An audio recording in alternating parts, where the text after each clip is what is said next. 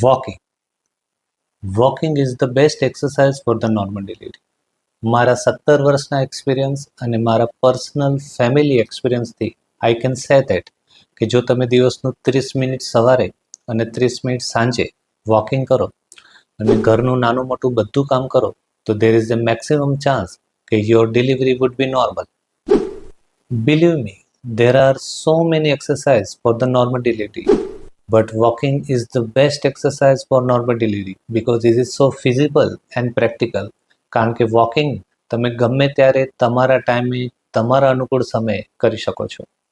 Walking કરવાથી તમારી respiratory system active થાય છે અને એ જ્યારે તમે લેબર પેનમાં હો, જ્યારે બેબીને પુશ કરતા હો ત્યારે ધીસ થિંગ્સ હેલ્પ્સ યુ અ લોટ.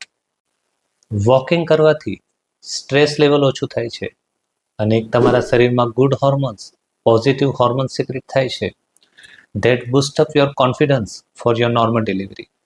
મારી પ્રેક્ટિસમાં જે પેશન્ટની નોર્મલ ડિલિવરી થઈ છે એમને રિટ્રોગેટ અમે જ્યારે પૂછ્યું છે તમે શું કરતા હતા કે તમારી ડિલિવરી નોર્મલ થઈ, તો દે ઓલ હેવ કોમન આન્સર કે અમે દિવસનું મિનિમમ 1 કલાકનું વોકિંગ કરતા હતા અને ઘરનું નાનું મોટું કામ કરતા હતા.